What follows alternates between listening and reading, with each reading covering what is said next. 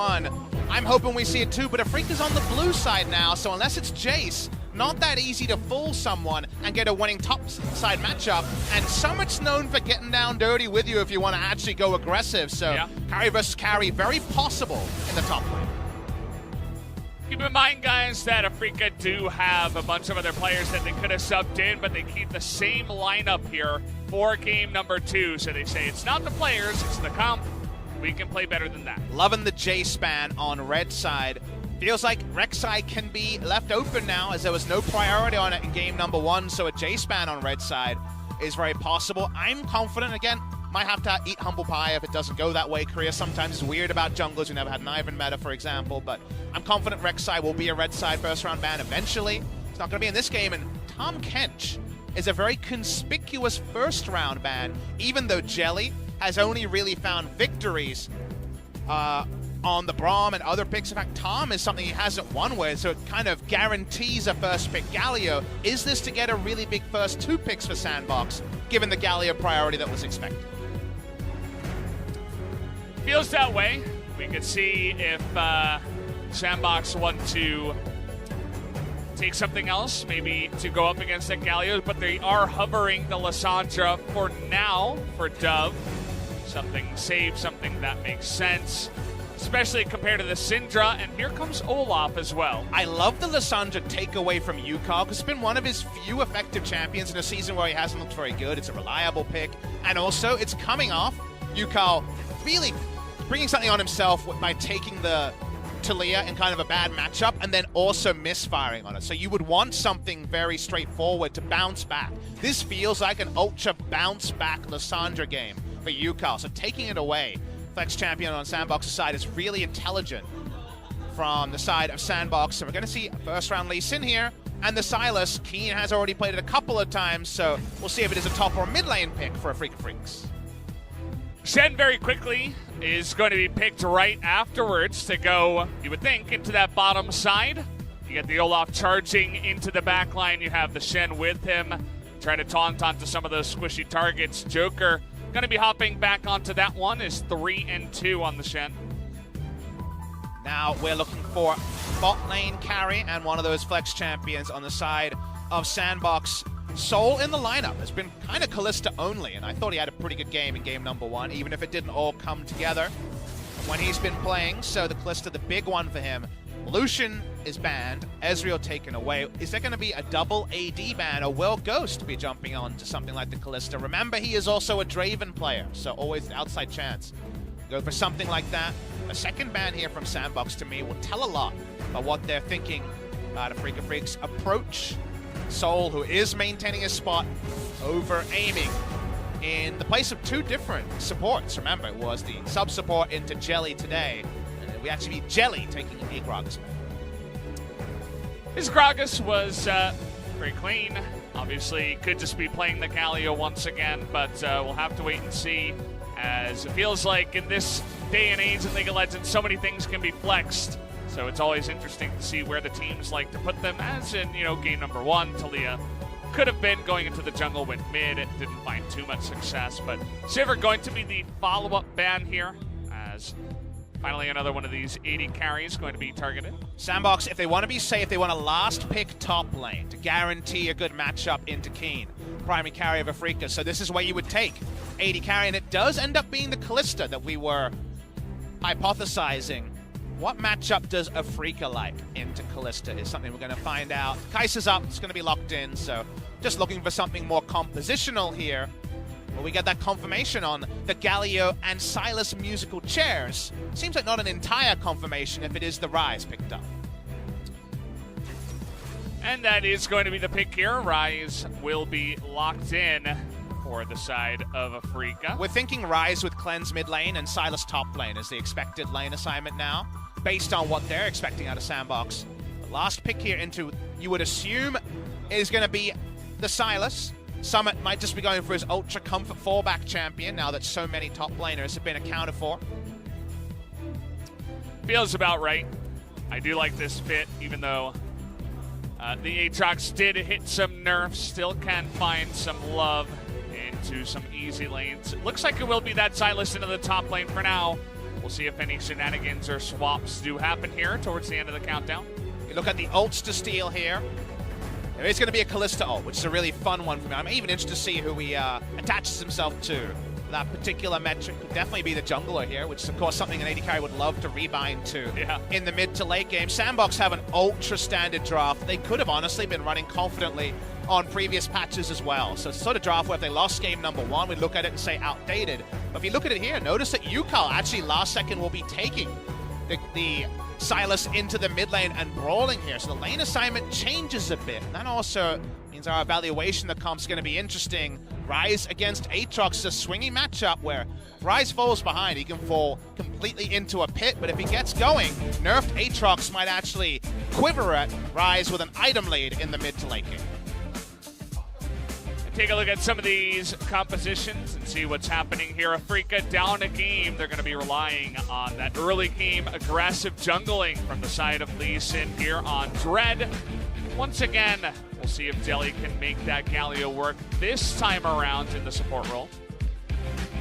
Very, very stock standard from SANDBOX. We know they know how to play out this composition very well, and that could be something that is so important. Love the blocker Lissandra pick to remove it as an option from Yukal. These sort of team comps are always about the jungler, and it's a tempo jungler in Olaf. He hasn't got a win in NA, but he's been a big pick in Korea. Can on Flake put the pain onto Dread and the Afreeca Freecs? We'll have to wait and see. Game 2 gonna start right now.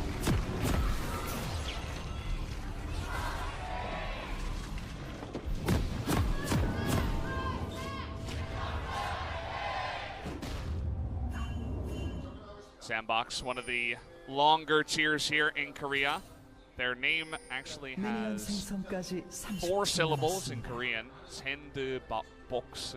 So, not the 2 you would expect in English, which is a sandbox, right? I love that does extend in the Korean chant that they have to say in the beginning. And I love that you bring up Korean chants, not just because we had one, but also because there's a big rename, of course, that's going around the news spheres. The SK Telecom T1 renamed to just T1 because of their partnership with Comcast. The partnership that they've announced, of course, on their social medias. Does not actually take effect in the LCK, because from what I remember, you can't update your name when a round robin's already started, and they already played one game of the second round robin, did SK Telecom T1. The reason why I bring up the fan chant point is the fan chant for SK Telecom T1 is T1 fighting. It has always been that. It has never included SK Telecom, so actually, when it comes to a rebrand, because they've always been T1 for esports, it changes less than I think it does for the global fans when it comes to the Korean fan chants. Everybody abroad knows them as SKT, so when you hear T1, you think, well, probably a popular streamer, not a very big Korean team that's been around and has so much history. So can be a little bit uncomfortable in the beginning. Excited to see how people adjust to the new name here. The new in quotes, of course. Who's that streamer? T1? Don't know. Not 100% sure. Korean streamer, right? Yeah, I think so. Okay. You can find him on Afreeca. Well, we're trying to find Afreeca Freecs, so coincidentally, I'm going to zoom in on their bot lane. Early laning phase. Level 1, actually, Kalista can actually be pretty punishing, so because of that, the Galio, who doesn't have taunt necessarily at level 1, is going to hang back. I'm going to watch the replay of the spawning pool here. Was there some shenanigans? Oh, maybe we're going to see who got bound. I guess that's what we can see. Okay, Galio is actually the one that was bound by the Sylas. That's what they're showing with that picture. I gotta say, our observers are very next level about small things. They know everything. As big trade happens here in the mid lane, but after shock is a rune, so Dove is going to be fine. I'm really in awe about our observers. They're actually really smart. It's, you know, they're going above and beyond. And, we don't miss kills, and we see the little micro things again. The benefit of having some observers who have been around a while. These were actually the observers from SPO TV. Yeah. So they are experienced in League of Legends. They're not new observers trained up by Riot Games. The thing is that I don't think we got those really, you know, micro things over at SPO TV. So that's because they got the fancy, you know, new control room and the fancy new things that work with Riot provides. So gotta say, one area that's been a big upgrade for sure has been the observer. It's been great so far in 2019. Shout out to the observers. They are, of course, listening to the Korean cast, so it is possible that, I think it's Conquest today, the analyst, might have mentioned, hey, I'm very curious to see who he would have bound in the beginning, and then maybe the observers go ahead and give, him what he wants to see. Well, we want to see action, but unfortunately, top side going to be Rise pushing in, of course, range versus melee. Early laning phase going to be pretty happy for the Rise. Dread's around here. Remember, way back before all the Wombo mistakes, Dread had some nice ganks in game number 1 when Afreeca had 3 losing lanes to get them ahead, and Kane's got some reliable gank assist, but do they actually have kill threat onto Summit? But now Afreeca Freecs are biding their time.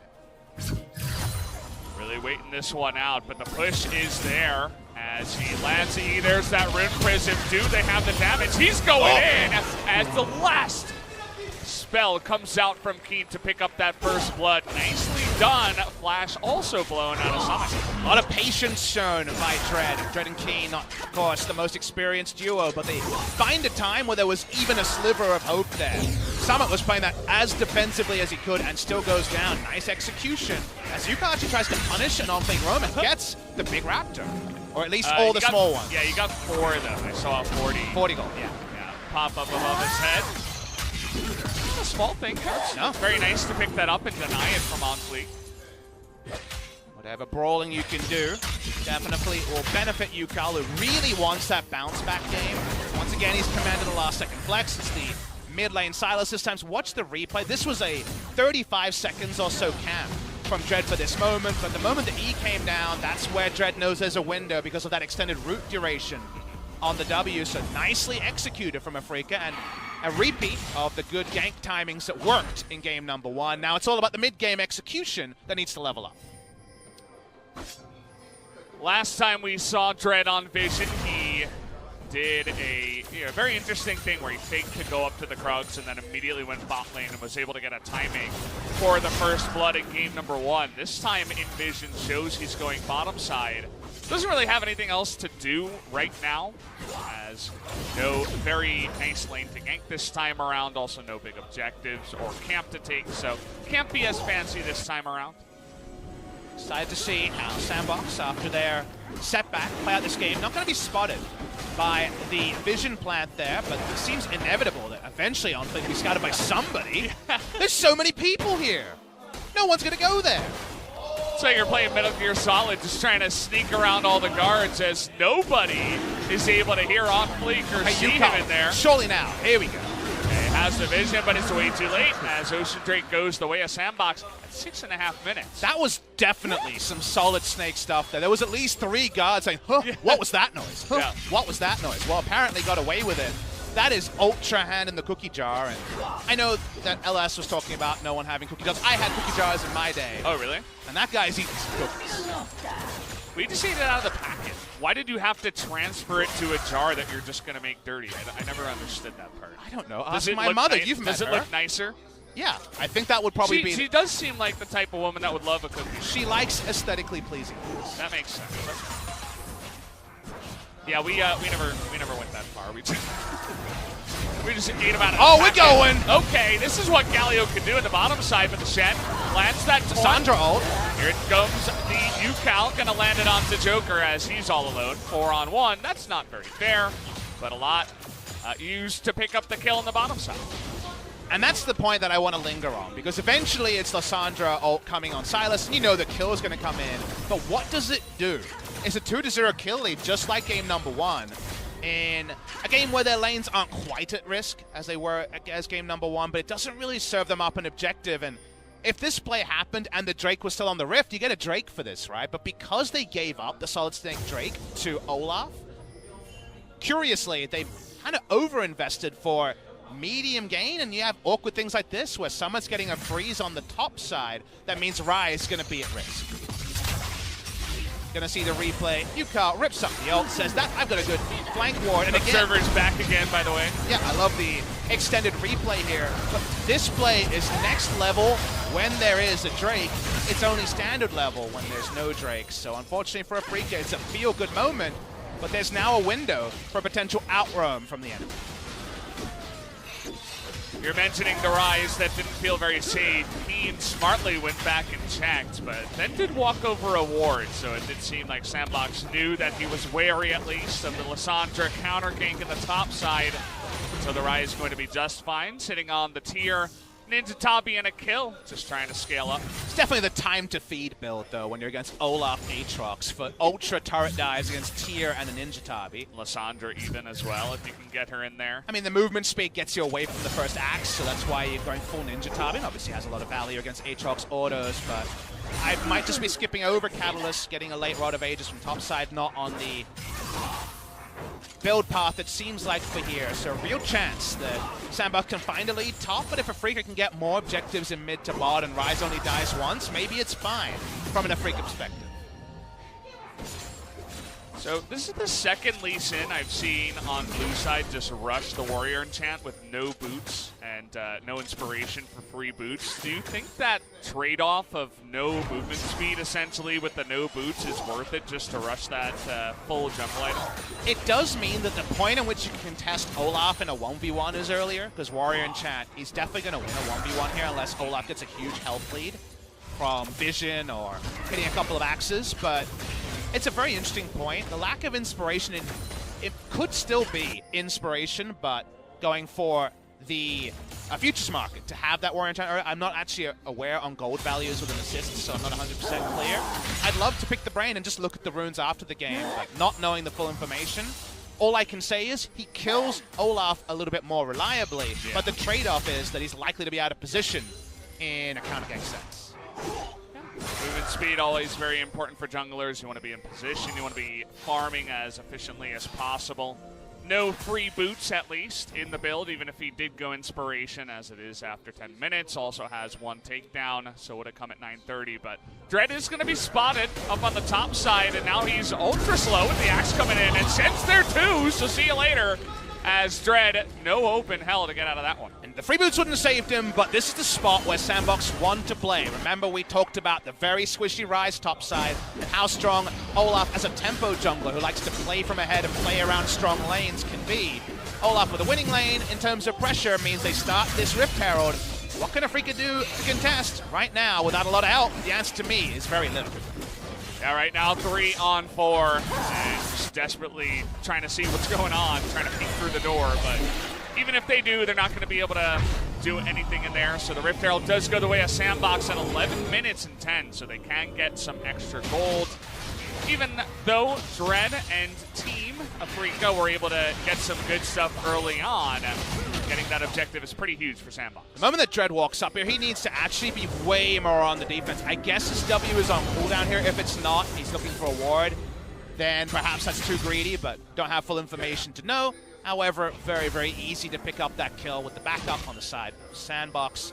Now Afreeca on their stronger side of the map is going to try to make something happen, but see what Dread can do.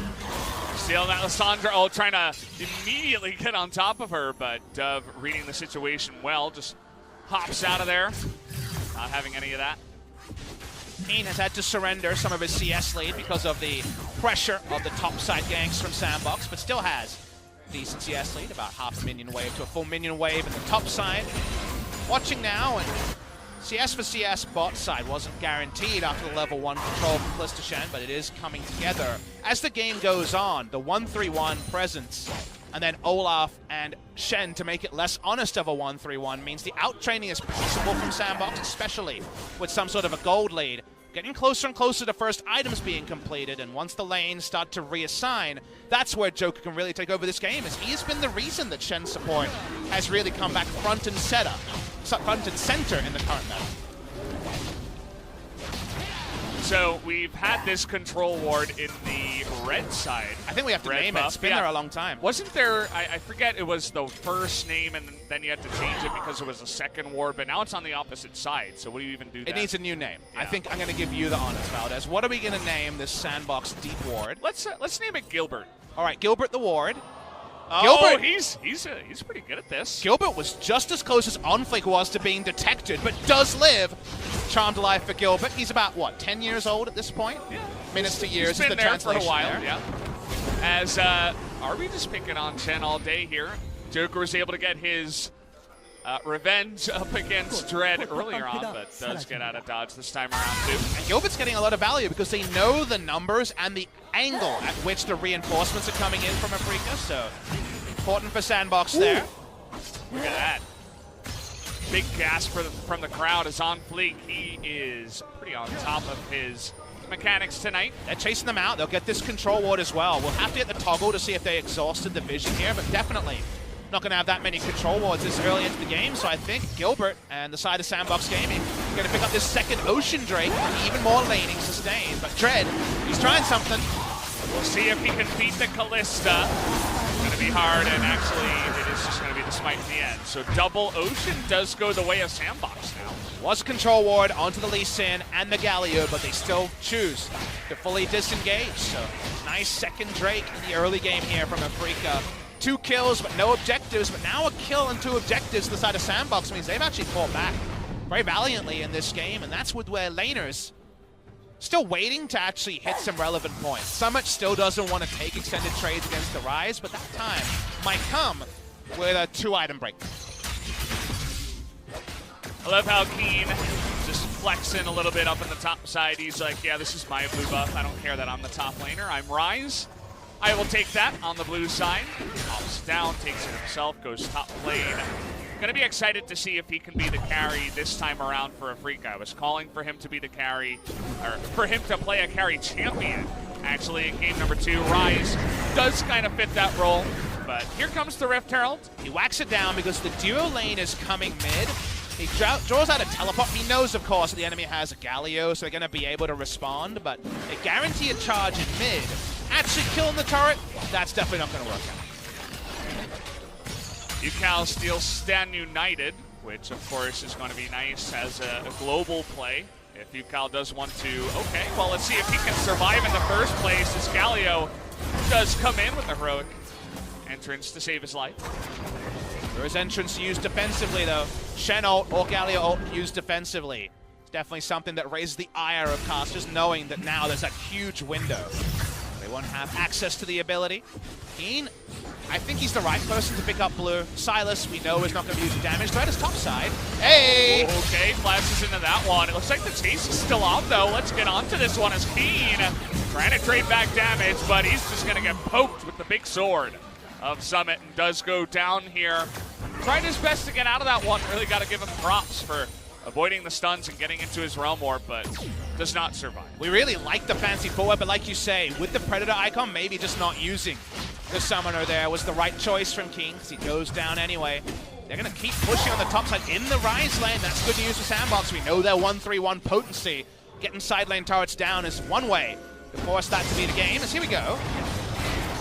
Dread does have a teammate this time around. He's going in onto Ghost. There is that smite, the flash on in, and the kick to the face. He's going to go down as UCal makes his way in with that Stand United too.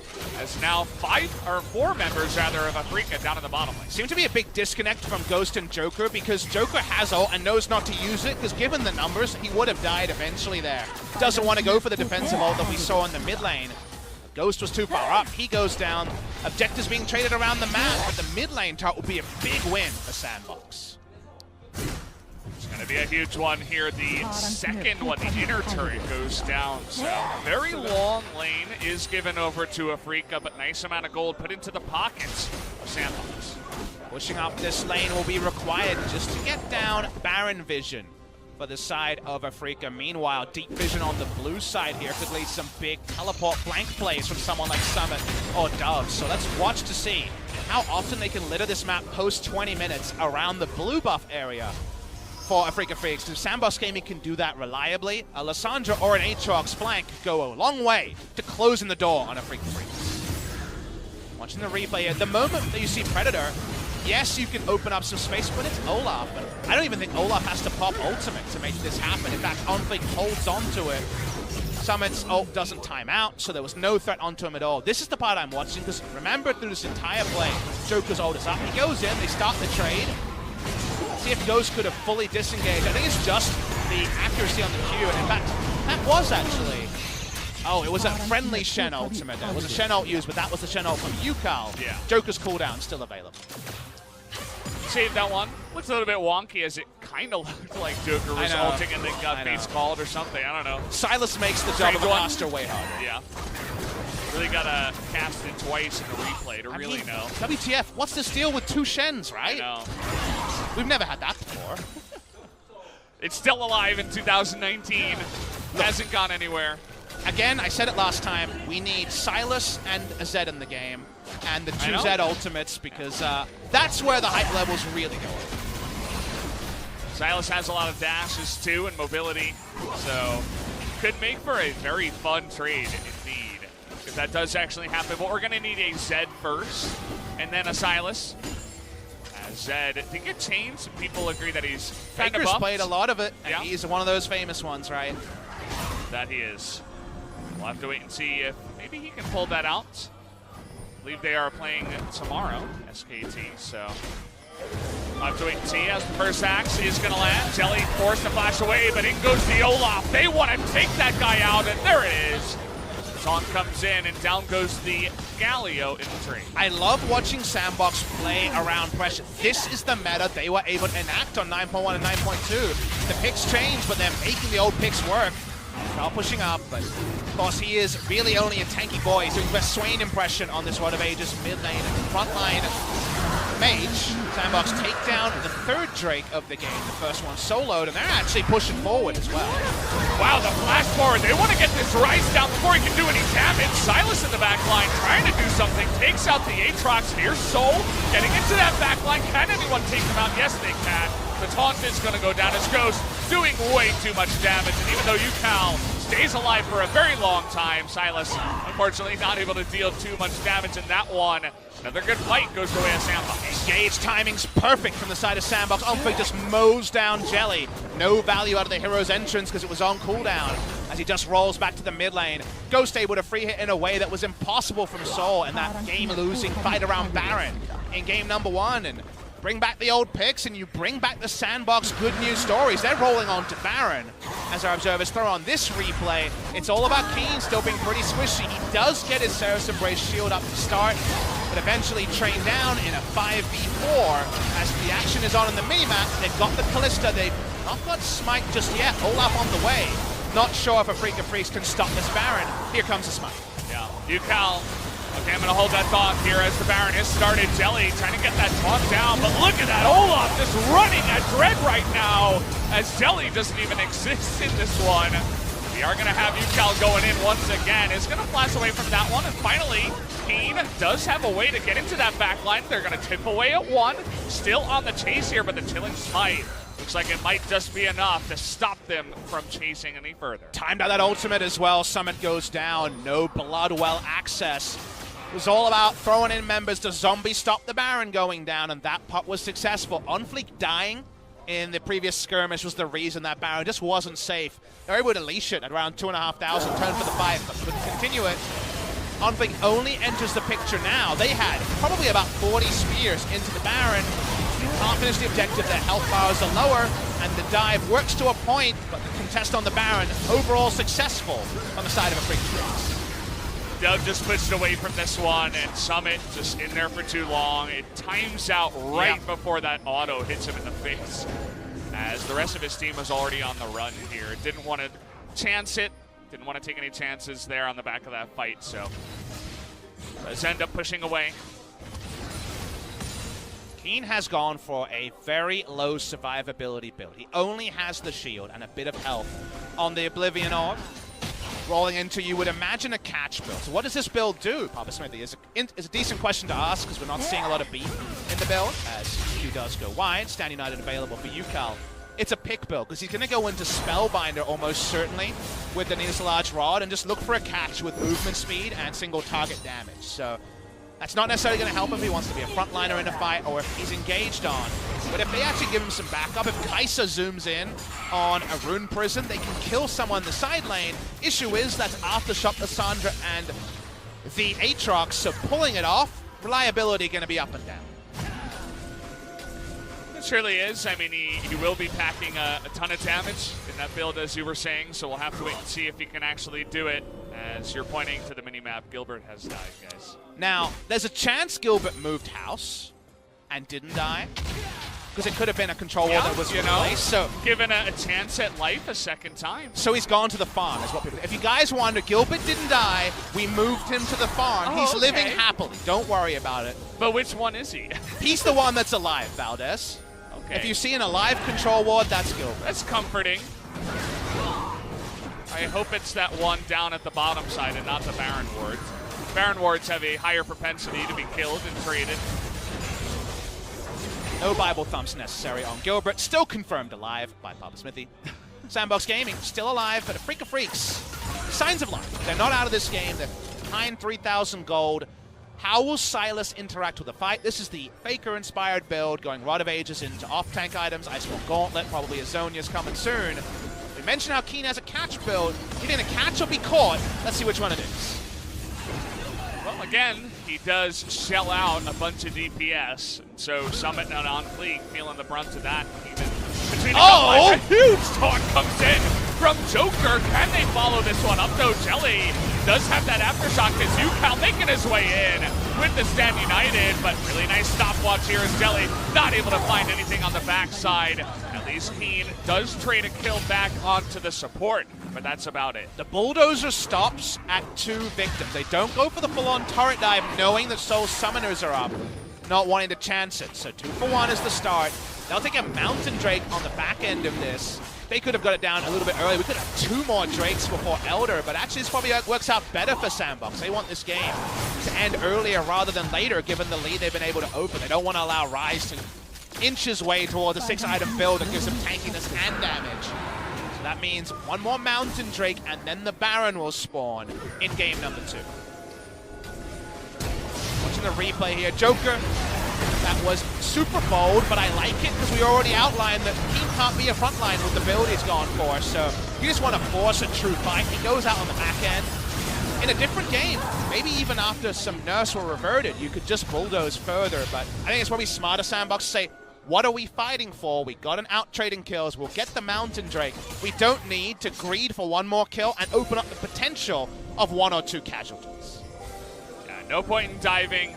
That's definitely classic Korean League of Legends. You want to make as few mistakes as possible and not over push, and just take the little wins where you can. And they played that very well in this particular fight. They get the objective. 1 Mountain Drake is going to go a long way. They do have that Kalista on top of some of those objectives. We'll have to wait and see if they can even pick up the second one. I also think it's a fair point as a counterpoint to what you're saying. The caveat of, could you have gotten more, is a question I don't think Korean teams have asked enough in the past.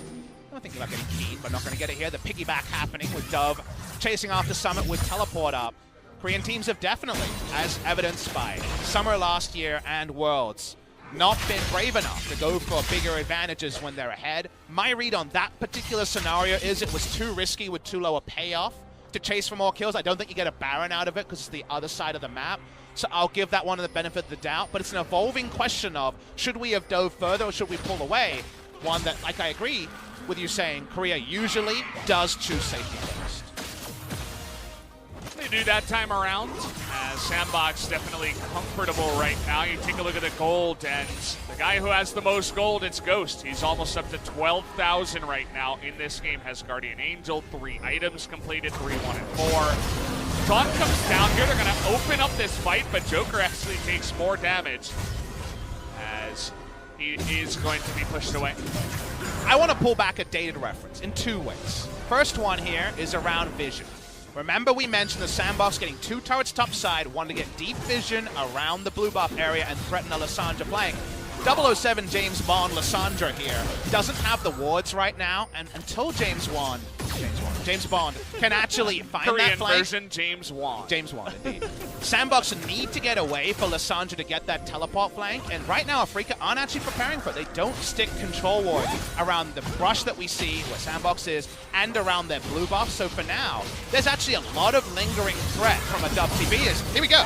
Yeah, UCal, though, is going to be tankier than you'd imagine. You talked about it before. Has that off-tank build. And doesn't really take too much on the backside. Does end up stealing the Lissandra ultimate for now. As where are the wards? 1 ward, though. They see Dove kind of hanging out around this area, and they can assume that they are in that brush. I need to interrupt you to say, Afreeca have no vision, and all the vision's out from SANDBOX, and SANDBOX want to keep Afreeca lingering right here. This is like a Monka-esque moment for every member, because they can't change the map state, they can't walk up, and they don't have control wards to face check. So Afreeca are damned if they do, damned if they don't. If they're out of Realm Warp, they're out of tools. Spotted this time around, and now they just got to get in there. SANDBOX really don't want to back off here because the vision pressure is huge. And they don't. You can see Yomu's even popped on the side of Summit. They get an opportunity to engage. They're going to take it. They have triple Guardian Angel right now up against Zero on the side of Afreeca. So you know they're going to be looking for those fights. They want to get down and dirty. They so desperately want to back for control. Vision here at all. Who's going to face check? It's got to be Deli as a ton of damage goes out onto him. UCal as well, the tanky member. But you can see Kane and Soul and Dread just hanging out behind. Not really able to do too much damage. Nice dodge there by Soul though. He's going to flash away. Can they get on top of him? Sand United goes go down onto the Olaf. Soul still alive. But Kane all alone is going to flash over the wall. Stays alive. Somehow in these fights, both Soul and the other guy, Keen here, still in this one. Drake gonna make it back to his teammates. Nice dodge on the Q there, though. Dub not gonna take that one. Redemption takes another one at Redemption. Maybe the winning play here in this one as they're still on the chase. And there's respawns coming soon. Hero's entrance up in 5 seconds. That was so important, as that was the moment where SANDBOX would have closed the game with a wipe. They would have got Baron, and Afreeca had no way to back to actually open up a safer face check. Summit's still around. This seems bold. Yeah, and now the Galio is here too, but turns out that Yomu's Aatrox, he's pretty fast. He's going to be dashing over those walls as well. It's actually one of my favorite passes of play so far this season, because that moment where the vision really hurt them is something we can't communicate often that end up being so big, but Afreeca outplayed them in some small ways there. Now they're onto Mountain Drake, and can SANDBOX stop them? Here we go again. This time the World Ender picked up from UCal. But they're not going to actually fully commit to the Mountain Drake. Afreeca not ready to just get on top of that one. Dread very slowly soloing it down, allows Joker to come back. UCal getting in there, but Soul does have to back away. But look at Aatrox's health is going to go down one time, but Soul goes down. The huge damage of Afreeca is no longer in the fight, as UCal also going to be taken out here on the backside after that World Ender. See if they can get on top of him. Looks like he might actually get away, but 2 kills are going to go the way of SANDBOX here as they're still on the chase. Can they take out UCal? Trying to actually get the GA on Fleek. Not really worth it to chase his Silas after all, as Keen somehow still alive on the backside. It's going to get taunted up. See you later. Down you go, Rise. Not going to be able to survive this time around. They have to fight. They have to fight thick and fast to get this Baron control. They finally get it. Let's look at the respawn timers here. Seems like no one from Afreeca can respond. SANDBOX get the Baron that seemed destined for them just a few moments ago. Big thing in the team fight there is it was about contesting a damage dealer, while Ghost had a half second or two where his time was wasted. They were actually able to kill the enemy Kai'Sa. This is an extended replay. We're starting at the top side fight. That was much earlier. This is where Afreeca were damned if they do, damned if they don't, contesting for Baron vision with no wards. It ends up being pretty even as Soul doesn't die. He plays his team fight really well. And then while summoners are up for SANDBOX, they don't get the amount of kills they thought they would. That's why we're going to need a fast forward or to just move jankily on to the next fight, because the second fight was even more pivotal than this first one. Even Drake gets away, he flashes over, able to shield to him, and then Joker just hands his life over to Keen, says, take me. Now watch the fight. UCal dives in, and that means Blizzard's doing no damage, but in the back line, they just scrape Joker up. taunt. Exactly. The taunt into the Lissandra ultimate actually just does Silas's job way better than Silas is able to. So while Silas contests space, which is what you're supposed to do, with mid lane Silas going Rod of Ages and Zonias, unfortunately, the threat is not there. It's much more toothless, and the only big mistake is on Fleek running into the W being up from Silas. Of course you're not going to kill him. He's going to always heal at the end. He says, let's go, let's go, let's go, nice, and let's eat it. I'm assuming he's talking about the Mountain Drake, or probably the Baron, actually. And we have another fight here. Is UCal? Actually, Deli is the one taking a bunch of damage. Does get popped away on the blasting plant. SANDBOX continuing to push they were able to eat and take both of the objectives, Baron and Mountain, and they have a pretty huge push going on. And they don't have the longest range siege, but they do have the threat of a dive, so they're trying to battle, get health bar leads. Summit, visual bugs for a moment, but that's no visual bug on Dread's health bar. To clarify, guys, they say eat it for taking objectives. You know, like you eat the Baron, you eat the Baron, red buff. yeah. That is the command compared to take, which is what we use in English.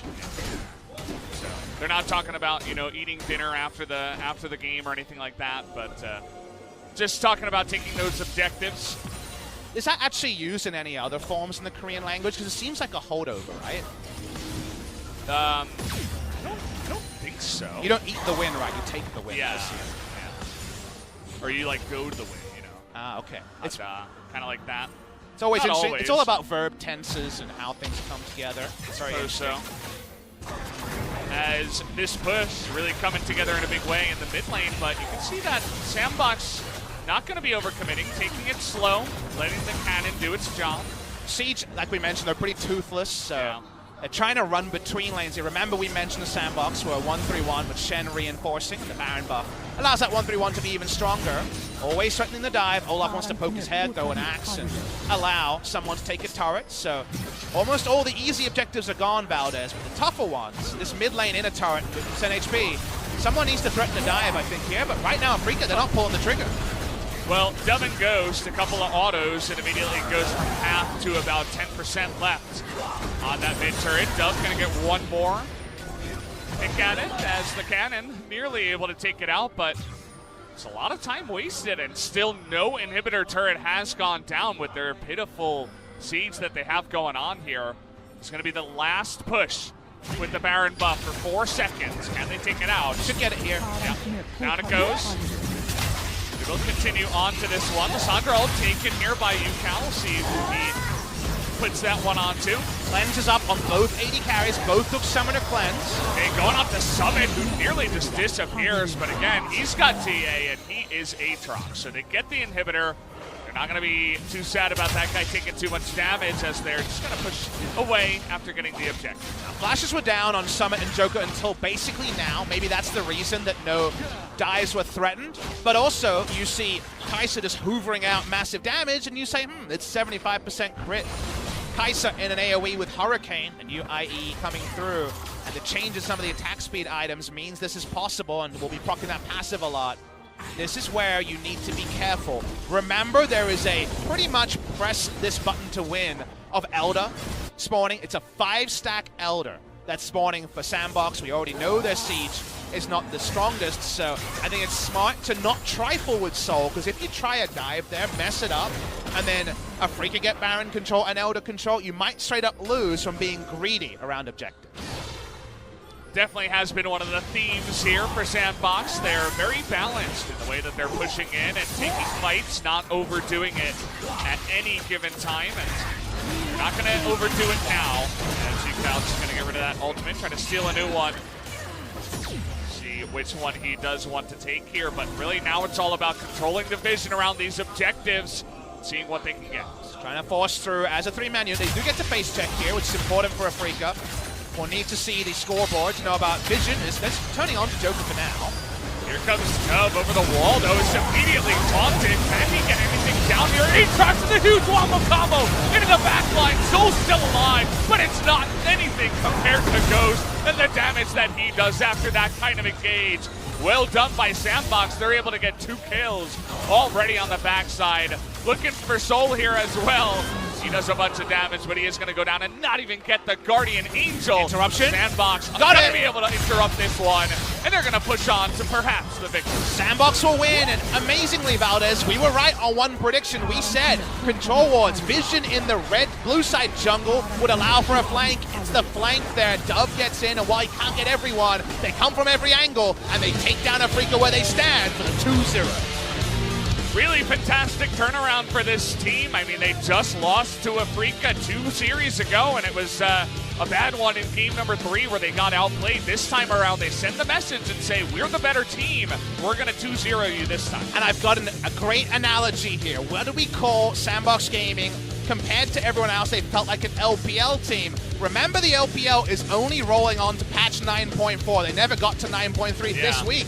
it seems like finally SANDBOX got patched for the new patch. They've got strategies, some old, some new, but their adjustments in playstyle give them the old identity that they couldn't find on 9.3 and last week in general. So finally, the patch comes in late, but SANDBOX return to their early season winning ways. I just have a stupid grin on my face as Summit. You can see he's close with a lot of those guys on the side of Afreeca. Big smile on his face as well. He takes down a lot of former teammates after being pummeled by them the last time around. So certainly has to feel good for him, as he doesn't want to lose that name as one of these new big top laners that finally has a starting spot and is one of the big carries for his team. Shout out to Gilbert, the sixth man of SANDBOX Gaming. A winner for sure. He lived, by the way, just to confirm. Sure, yeah. There were a lot of control wards in that game. More SANDBOX Gaming fans who are actually going to be wearing a lot of the gear, as SANDBOX Gaming were handing out a lot of gear to their fan groups and also the casters in recent weeks. So cool to see the support extend to jerseys in the crowd. Afreeca Freecs try a new roster, and it wasn't quite the roster that beat SANDBOX. Remember, that was Aiming playing and not Soul. But it doesn't all come together, and Joker's smiling, and I give this man a lot of credit for those moments where SANDBOX didn't just go hard at the paint and go too greedy for some of the dives.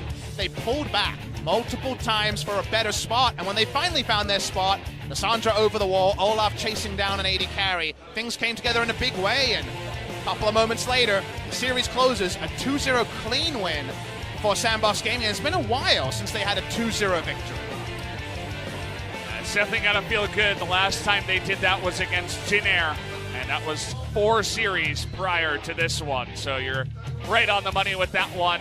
If we exclude, a big turnaround for them. And you exclude the Jin Air win, because, you know, everyone's 2-0ing them. It's Hanwha Life Esports on my birthday, 26th of January, over a month ago.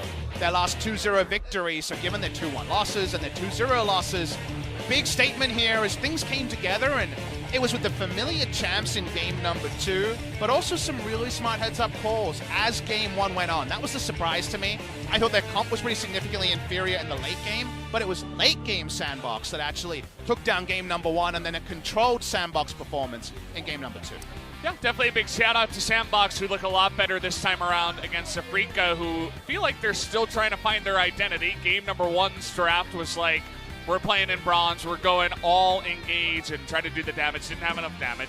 Then game 2, Silas didn't really do anything. They weren't able to get anything really going with the early game Lee Sin either. So kind of unfortunate to them that they couldn't really make anything come together. We'll have to see if they can somehow find another win, as so far it's just the one Gen G game, the one Jin Air game as well, and the one time against SANDBOX the first time around. And honestly, Valdez, it does feel a bit like the dirty secret of 10-man rosters for Afreeca Freecs, because they still haven't stuck with a roster since they brought on the new players. They change it again. It's only the AD carry, so it's a smaller change, but it's not the roster that played a couple of days ago and lost. So they're not really allowing the scientific method of changing one variable or 2 variables. They seem to be going for 3 or 4 series to series, and then you're like, all right, who's winning? Griffin hasn't changed anyone. SANDBOX hasn't changed anyone really the entire season. So because of that, you start to wonder if they're just muddying their waters. Afreeca Freecs, they've got a lot of players, they've got a lot of coaches, but they haven't got a lot of cohesion through multiple rosters, and not paying it forward might work if it's a tournament over 3 days where you just go super hard and try to be really clutch, but over 18 best of 3s, there's been so little consistency from Afreeca in just about anyone. They're consistently inconsistent. Yeah, you know, that's not something you want to be known as, guys, even though it's a lot of big words. If you're just never finding consistency in that way, it's not a good thing. So we'll see if they can turn it around and find a 5-man roster that actually works for them. Or I watch Silas Man as well. I mean, it's found some success, but not a very big fan overall. I think Silas, again, you know, we compared to Echo and Swain. These are champions who, kind of like Olaf, it's a weird thing to say, it's kind of a junky thing to say, but it's like a tempo champ. If you're winning with a Swain, damn, it looks good. If Olaf's got winning lanes, damn, he's so oppressive. But if you're losing, kind of a vacant champion that just lasts a long time but doesn't influence a result. So not being able to steal like the crazy ults like Pantheon and Malphite, some of the highest value ones, means that things don't come together. This was the control we talked about, able to come from multiple directions, where SANDBOX Gaming, and from there, Ghost can hop away in a way that Soul wasn't able to in game number 1. This kind of balanced comp that has some engage as well as a lot of damage built into it looks a lot better compared to game number 1, Afreeca composition. Soul not even able to outduel that Olaf on the backside. You can see Gold Graph really only goes in one direction as SANDBOX get another big win here up against Afreeca for the 2-0 tonight. Early game especially went to Afreeca Freecs 2 games in a row. You see the little blips, they weren't massive, but it was 2 kills to 0 in game 1 and game 2. But it always came to a sobering change where suddenly Afreeca were like, crap, we got no vision, we can't control ward. If you remember, even though they won the series, you remember when Dread was on Elise and in a standoff had no control, had an amp tome instead. It feels like they've had some consistent issues around things like vision and playing a side lanes and things like that. And while they were pretty good defensively at pushing out their lanes in game number 1, there's always something missing from Afreeca. They're less than the sum of their parts in a talented player sense, and deserved MVP goes to Afreeca, interestingly, in game number 2. His Olaf was able to play around some pressure in lanes, and if you're chasing down the enemy Kai'Sa, you're probably doing it right as Olaf, and this catch onto Dread was one of those turning moments for SANDBOX Game. Definitely was. Looked like kind of a team play there alongside Joker as well, but he kind of just did his job as Olaf, right? Got ahead, farmed very well, and was always just diving straight into the backline. You can see flashes on the Soul. Immediately makes that AD carry irrelevant from the get-go as much as he possibly can. And obviously much easier to do when you're this far ahead. When we take a look at this replay, he's going to be able to dunk down Soul. Only other person I'd give it to is Joker. It's kind of funny because the two of them were the guys that kind of shut down Dread in that early game on the kill. So nicely done to the whole team, and good job to Afreeca, who, you know, had his Camille, was doing really well on that, struggling to find other picks. Seems to have some other ones. I'm going to hand it over to Jisun for the translation. MVP 서밋 선수, 우플릭 선수 오실게요. 안녕하세요. 안녕하세요. 네, 뭐 물론 고작 2연패라고 할 수도 있지만 그래도 샌드박스가 워낙 승승세였기 때문에 그동안 마음고생이 좀 있으셨을 것 같아요. 오늘 승리 소감 어떠신가요?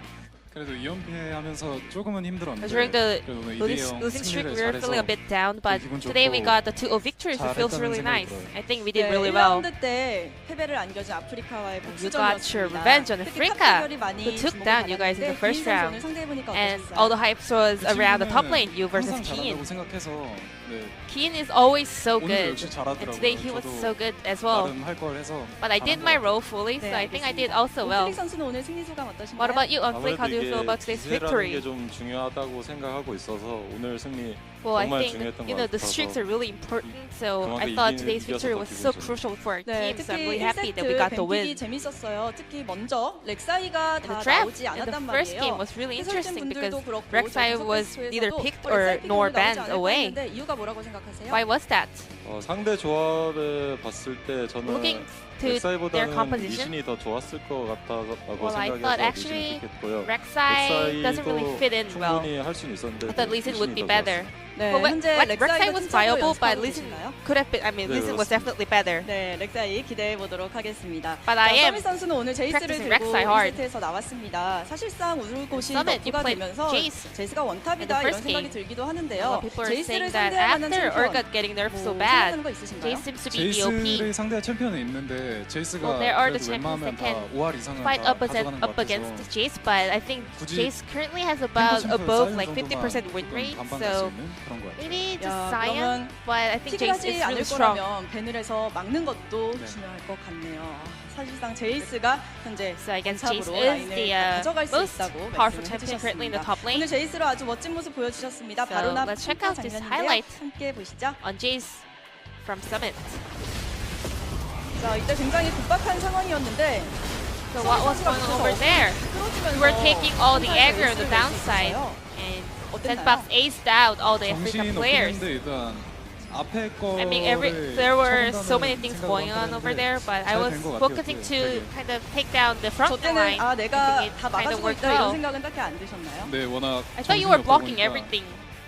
Well, I don't know. We were just 야, so. 이때 에이스를 내면 I mean, like there were so many things happening, so I just wanted to just do well, and I think we pulled 자, off 이제 really 2세트 well. 얘기해 보겠습니다. 온플릭 선수의 Game 그 two. 피마 4분 32초에 박아서 Your control word 27초까지 유지가 lasted 됐어요. so long. 와, You just put it 15분이나 down 갔는데 and for 그 자리가 4 minutes, and then it 명단인가요? lasted more than 50 minutes. 거기가 풍수지리적으로 아주 That is the traditionally the best place to put down your word. 야, 이제 앞으로 솔랭에서 그 자리의 핑화는 꼭 체크해야 하지 않을까 Maybe the solo queue 생각이 players 듭니다. can take that as a 옴플릭 great 선수가 이 탑 갱킹 And 손해를 on-flick. 메웠습니다. 솔룡을 하셨는데 그때 Well, 진짜 아슬아슬해 Summit was 보였거든요. ganked 어떤 by 판단이셨어요? Afreeca players by you were kind of compensating that by taking the dragon by your own. 근데 리신이 저기서 걸린 다음에 Well, 약간 our 애매하지 teammates 않을까 싶었는데 gave me the 아, call, 시야가 예, 하루 but they actually 안 didn't have 오더라고요. exact 그래서 vision over there, so we were able to just take that down. 수정초도 약간 위쪽으로 터뜨리면서 옴플릭 선수가 I 용을 guess it 잡을 was 수 really 있는 lucky for you guys. 기회가 됐습니다. 정말 멋진 판단이었고요. Very close 오늘도 and great 용뿐만 decision. 아니라 한타 때마다 막 앞으로 나가서 포지션 잡으시고 Besides the objectives, you were really aggressive during all the team fights today.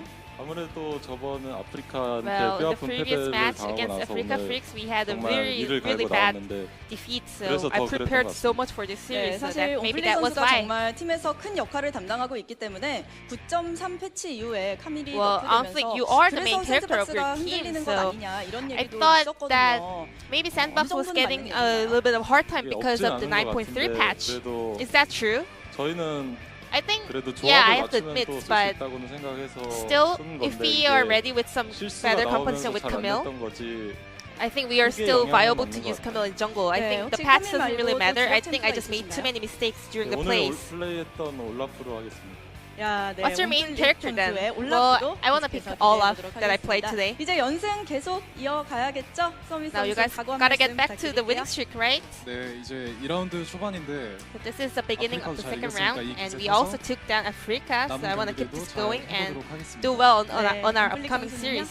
네, 저희도 오늘 이긴 경기 Well, today 기세 타서 I want to 앞으로도 just keep 좋은 this 경기를 upswing going 보여드리도록 and keep 하겠습니다. showing better performance to our fans. 샌드박스가 다시 돌아왔습니다. 오늘 인터뷰 감사드립니다. Thank you very much for this interview, and I'm gonna pass it back to our casters. Thank MVP you. 서밋 선수, 옴플릭 선수 만나봤습니다. 중계석 연결할게요.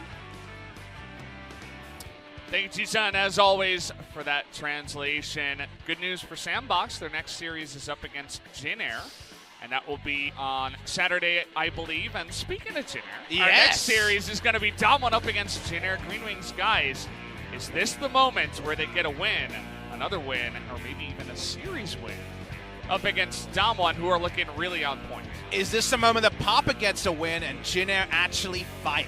That's what we want, Valdez. We need to see some Jin Air fight. They have been rolling over. That last match week was definitely a really concerning one. We're about an hour away, 40 minutes away from broadcast, 50 minutes from Pixfans. We need to see Jin Air come in with a plan, execute, and at least force a fight, because to me, that's the easier win. An actual full game, they've been very off the pace for that, but they really need to find some spears and apply them to the enemy. I need some DPM numbers, Valdez. We got to get the fighter planes out here Yes. eventually. And, you know, they did look a little bit better against Gen G, but, you know, it's a much harder team they're going up against tonight. So maybe they'll just throw caution into the wind and say, the hell with it, let's fight up against Damwon. That's going to be our next match in about 40 minutes. Now, at 8 match wins, you are not safe for top 5, but teams have made it to the top 5 with 8 match wins before. They still have 6 matches to play, and there should be some beatable opposition there. But you're opening up 5 matches between yourself and now Afreeca Freecs, Gen G, and at least 3 matches between 6, so it's pretty good for the side of SANDBOX. Yeah, and Afreeca 3-8. They're going to have to win pretty much all their games that are left over, 7 to get to 10-8. In order to really secure that playoff spot. Might be hard, but guys, either way, we'll be back for Damwon versus Jin Air in about 40 minutes. See you then.